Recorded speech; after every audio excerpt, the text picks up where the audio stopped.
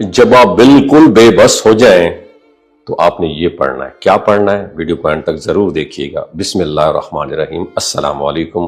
میرا نام ڈاکٹر اسد محمود ہے. کبھی زندگی ہمیں ایسے مقام پر لا کھڑا کرتی ہے جہاں ہر طرف اندھیرا ہی اندھیرا محسوس ہوتا ہے.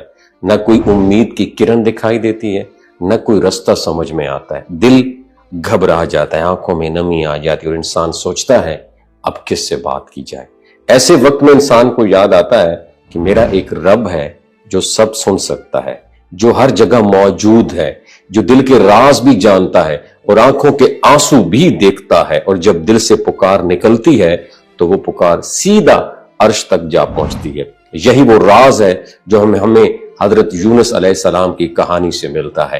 قرآن پاک میں سورہ انبیاء میں آتا ہے کہ اگر حضرت یونس علیہ السلام مچھلی کے پیٹ میں اپنے رب کو یاد نہ کرتے تو قیامت تک وہیں رہ جاتے.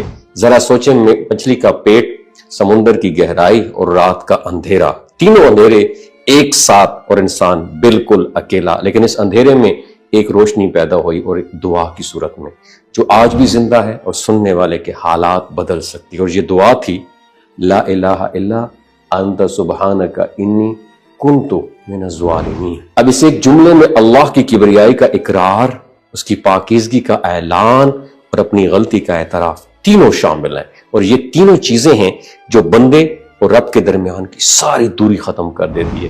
جامع ترمذی میں ایک روایت ہے کہ جو شخص اس دعا کو کسی بھی مشکل یا پریشانی کے وقت پڑھے، اللہ تعالیٰ اسے محروم نہیں لٹاتے. یہ صرف الفاظ نہیں ہیں، ایک دروازہ ہے جو مایوسی سے نکل کر امید کی دنیا میں لے کر آتا ہے انسان.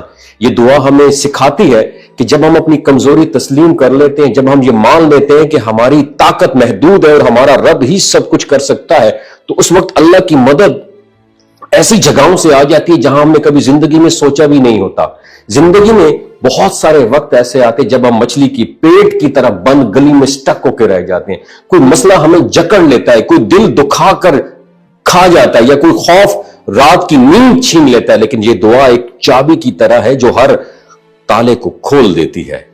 اس کے لیے ضروری نہیں ہے کہ آپ کسی خاص جگہ یا خاص وقت پر ہو. آپ چلتے پھرتے، کام کرتے، اکیلے اٹھتے بیٹھتے ہوئے بھی اسے ریپیٹ کر سکتے ہیں، اسے پڑھ سکتے ہیں. لیکن اگر آپ مستقل مزاجی کے ساتھ 21 ڈیز 21 دن یا 41 دن سے کثرت سے پڑھیں گے نا، تو انشاءاللہ تعالیٰ آپ اپنی زندگی میں ایک حیرت انگیز چینج دیکھیں گے.